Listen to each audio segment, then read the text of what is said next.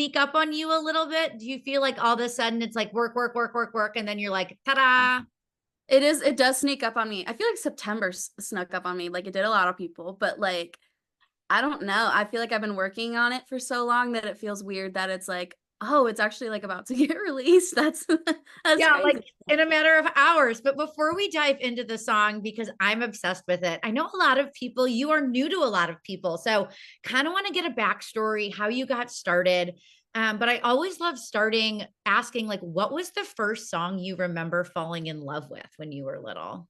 So, I mean, it was probably someone like you or somebody like you, Keith Urban. I call that my oatmeal song because when I was little, I would always listen to the Golden Road album in the morning, and I'd always be like, "Hey, can you play the oatmeal song?"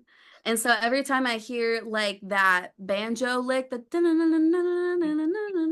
I immediately think of oatmeal for some reason.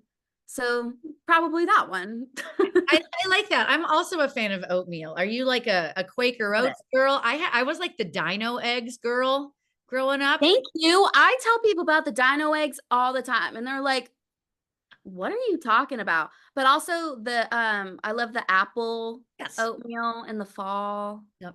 Oh yeah. I have some in my cupboard right now, but people are always like, "What are you talking about, Dino oatmeal?" I My know. mom would catch me opening up the packets and just eating like the candy before stuff. Just the eggs. Yeah, just the eggs. Yeah. Just the eggs. I love it Oh that yeah. we're already on the same page. But I want to talk to you about how you kind of fell into music. Are you from a musical family? Were you kind of the, I don't want to say oddball, but the one that really wanted to do it and everybody else was maybe doing something different? Talk to me a little bit about that. I feel like I was definitely the oddball. Like I just started like collecting CDs and I would go to church. I just thought everybody on the stage was like rock stars, and my first concert was Hannah Montana and the Jonas Brothers. Like just iconic. What a great way to start out. So I very quickly fell in love with it, and it was something that I mean, I wasn't cool in school, don't mean to rhyme that, but like I wasn't like I didn't I got made fun of for it a little bit. Yeah. So it's but now in Nashville like I don't, which is Yeah. great, and I'm happy I moved here, so, Yeah. you know. So yeah. I love That's it. I was the only one in high school blasting Rascal Flats on my iPod Shuffle. So I feel you, girl. Everybody else was listening to, I don't know what was popular when I was in high school. I don't know because all I was listening to was Rascal Flats. So I don't know what Yeah, no, I was totally get that.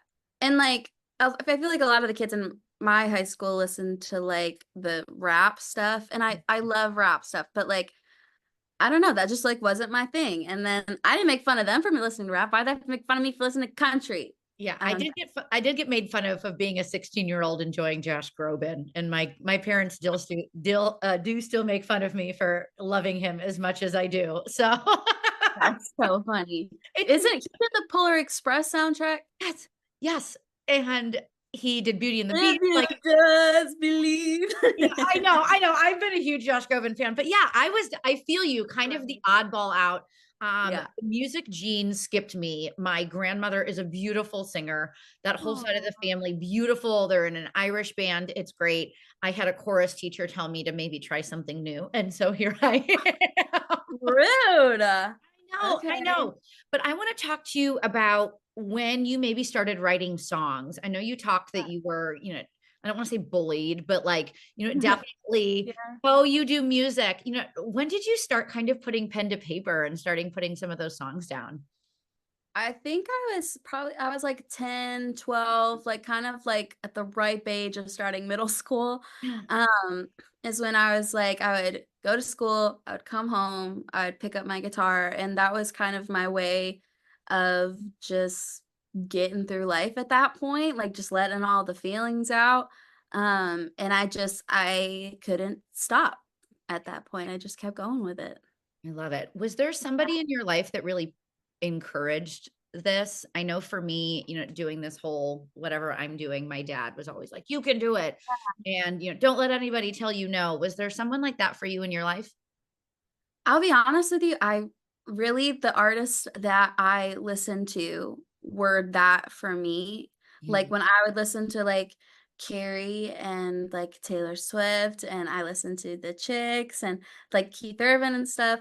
They really inspired me and really like they saved me at a point when I needed it. And so my thing now, what I want to do is I want to be that for other people. Like when people come to my shows, I want to be what they were to me. So yeah. I love that. Let's talk about moving to Nashville. I feel Yeah. like that is a culture shock to a lot of people. Uh, Yeah. I feel like, and correct me if I'm wrong, you're like, you feel like you're the best in your hometown and you move to Nashville and you're like, oh, everybody that was the best in their hometown is now all in one place. What am I gonna So true. do? So talk to Yeah. me about like those initial like first weeks, first months in Nashville and kind of what surprised you the most about being in town. I I guess because I felt super alone in my hometown, so when I moved to Nashville, I was really looking for friends, like genuinely like friends, and I really just wanted to talk to everybody. I wanted to get to know everybody. And so when I got here, I met my label really quick off the bat at CMA Fest. And I got, because they at CMA Fest, they hand out like fans with like advertisements on them. And on mine, it said 60-second spotlight. I found where this label was doing this sort of like audition process ish, but really what it was is they found out that artists were having to pay to play on Broadway during CMA Fest, and they were like, oh, that's not great. So they made this opportunity for anybody and everybody could go and sing for this label.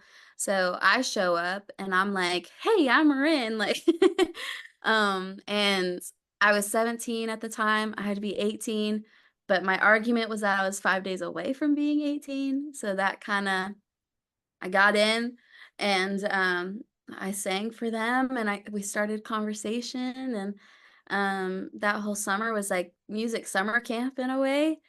And then I got signed in November, so that of 2019, and so that very much so was a culture shock of like going to concerts and meeting like executives and like just getting so submerged in what Nashville is, the songwriting, like studios and like putting out music and stuff was all very, very new and exciting for me. And it still is, like that hasn't changed at all for me.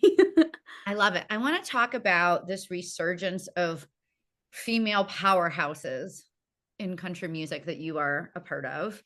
Not to age myself, but when I was little, that's all it was on the radio was women Yeah. after women after women after women. And then, slowly when I got into high school and definitely into college, I noticed there was less and less of that. And like, Mhm. I don't think at the time it bothered me, but now being a woman, okay, in my 30s, it's like I want someone to connect to again at this stage of my life. And I love that there's so many women, yourself included, that are kind of coming out with these mature songs, things that you can relate to at any age, whether you're 16 or 30, in my case. So, Yeah. talk to me about being a part of this wonderful female ecosystem that we're kind of really seeing break down some barriers right now in Music City. Yeah. I feel really thankful for it. I feel like I'm the same way. I like when I grew up, I listened to like the 90s country when it was like Shania, Trisha, and like um just like the chicks and everything, and now like then Carrie and stuff and Miranda. And I grew up not noticing it because I just loved Carrie and Miranda, but then now getting to know the industry and stuff, it's like, wait, I only had like 2, 3 women to listen to growing up, and, like, I wish that there were more. And I feel like Taylor said it perfectly. She was in an interview one time, and she was like, I listen to the radio and like people are saying they don't like hearing women, but I love hearing women. There's gotta be other people that like hearing it. And I'm like, ah, that's me. Like I love hearing it. So I feel really thankful that I have just some peers too that I can just text and be like, hey, like you want to hang and talk about this life. Is I'm really thankful for, and I like that we're bringing that female empowerment back. I think it's needed and it's really cool. Yeah. Well, you and I also have something in common outside of our love of oatmeal. which I feel like now every time I eat oatmeal, I will think of you, which is crazy. I But like, we know. both love the show Friends. And Yeah. when this song got sent over to me, I was kind of like, oh, I don't understand. Or like, and then I read it, I'm like, oh my gosh, this is so fun. So before we dive into the song and kind of all like the ins and outs and the little Easter eggs that you put into this song, Mhm. what is your favorite episode of Friends? Ooh. Or do you I have like a couple? I'll give you like a top three because I that's have an a easy couple. question. They change a lot. I watch it Okay. like every night. Yep. So I will always love the episode where it's like the Thanksgiving and Brad Pitt's in the episode and it's the I Hate Rachel Green Club. I don't know why that one just always makes me laugh so hard. And then I love the like one where they're all not ready and Yes. Phoebe is like, the hummus, I got the hummus. Could I be wearing any more clothes? I Yeah, feel like that's it my was favorite. Yeah. iconic. Yes, and he takes the cushions and he's like walking out. Oh, Yeah. so good. Can I Yeah. ask what yours is? It's probably when they're all not ready and Ross is, they're going to this event and then Yeah, Phoebe comes out with the brooch and Rachel doesn't know what to wear. And I think yes, Joey's wearing Chandler's underwear and that's when he comes in and lunges and everything. I think that's my favorite. But I yeah. also love, I think it's a Thanksgiving or Christmas episode where she makes the trifle, but like there's a pages that are stuck together. So it's like beef and whipped cream, but I also love the holiday armadillo. So Oh, yes. I forgot about that. How could I? that's And then Superman walks in. yeah, yeah. And they're like, and I love that Dylan slash Cole Sprouse is in this. And Yes. just it's such a feel-good show. So obviously your love is there, but how did you translate your love of this show into this really really wonderful and hopeful and uplifting song that for me, even at my ripe age of 30, I'm like, oh, wow, I can really relate to this. So I relate everything in my life to a Friends episode. And I was on the phone with my cousin one night. We were FaceTiming, catching up. And she was just saying, like, I feel like so pressured that I have to be married now. Like all my friends are getting married or like have kids, and my friends are like getting promotions, and I'm not getting promotions. I don't really like my job even. And she's like, I feel like I don't have anything like figured out. And I was like, Brooke, we're only on season 2 of Friends. And she was like, "What?" I was like, "We're only on season 2 of Friends. Season 10 is when they get married, start to have kids, start to like move out of the city. They have it somewhat figured out. Season 2, they're still figuring it out, and it's okay. So think of it that way." And that seemed to make her feel better. So on the FaceTime, I like quickly paused and like went over to my notes and wrote season 2 of Friends. The next write I had, I was like, guys, I don't know if this is like a dumb idea, but like season 2 of Friends. And thankfully Josh Kerr and Benji Davis were very much like, let's put all the Easter eggs in, like let's call it season 2 of Friends. Like I feel like if I saw season 2 of Friends on Spotify, I would immediately click to want to hear it. You know what I mean? Mhm. So that's how it all came about. Like we put the claps in it, like, Yeah. and then the music video is insane. It comes out Friday when the song comes out. It's like you talked about the trifle, like we made the trifle in the video. And it Yeah, smelled so bad. It I'm smelled so sure. I'm sure. bad. But I love that the boys were on board. I feel like, Yeah, but I want to talk to you about the production. I feel like you could yeah. have gone very kind of somber and like pity your friend, but instead you're like, let's go. Like this is just the beginning. Get your shoes on and go. So Yes. why was it so important for you to kind of have this very upbeat production and melody? Because I feel like it's an upbeat part of life. I feel like, it's stressful. Like life in your 20s and like it's stressful. You're trying to figure it out. But also, like when you do have kids, when are you gonna have wine and watch The Bachelorette and eat pizza in your PJs with your best friends? You Exactly. know what I mean? Which like both parts are great, but it is an upbeat time and it's fun and you can be free and like figure out who you want to be, and it's okay if that you don't even know that. And it's fun to date too, sometimes. It's You're like, like, wait, let me take it back. I'm gonna put an asterisk next to that. Yeah. Yeah. Um, but, like, I love, like, hanging out with my friends and telling, like, date horror stories, like, and just bonding over that, like, it's a fun time, so I wanted to make the song fun. Well, I'm excited. You're going to get to play it live because you're going on tour with Dylan Schneider and Yes. super excited. You're making a stop in Chicago, so we get to see you. So I'm so pumped. I'm like double excited that you're coming. So how's the set list going? Like, So good. are there struggles? Are you excited? How's kind of prep coming along? I'm trying to ask, like, on my Instagram, like, "Hey, what songs, like, do y'all wanna hear?" Same with my like, I wanna know what other people wanna hear, like, what songs they're vibing with, because 'cause I've been putting out songs since I was 18, so they have a bit of a choice. And so I have a few covers in there that I wanna do, but definitely playing season 2 of Friends. And then we're gonna throw in "Shaking in My Boots" because that's kind of a fun little dancey one.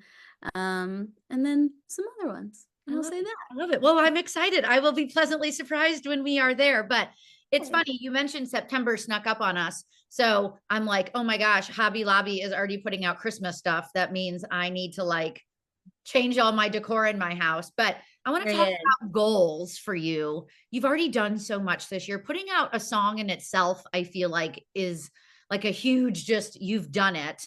And then Yeah. obviously prepping for tour, another huge, another huge bucket list item. But if there were maybe something that was personal or professional that you'd still like to do before we wrap up the year, what would that be? Oh my goodness. Um, I wanna, like, fig tour for sure is, like, something I just wanna hone in on and figure out because I haven't been on, like, big girl tour before. I've only done, like, here and there shows. Yeah. But, like, I've talked to, like, artist friends of mine, and they're like, "Bring slippers on the bus. Bring a blanket that you love on the bus. Like, you can't use the water on the bus, so when you do skincare, put a water bottle in a spray bottle, and you gotta do, like, the whole thing." And I'm like, "I didn't know I had to do all of this." Like, even, like, shower shoes, like, where you take showers is not the prettiest. Like, it's not glamorous at all, but, like, just I wanna hone in on what works for me, what I like to do on tour, and, um, I don't know, someday I wanna bring, like a pickleball net and, like, just, like, play pickleball before, like, sound check or something. I think that'd be fun. You're listening.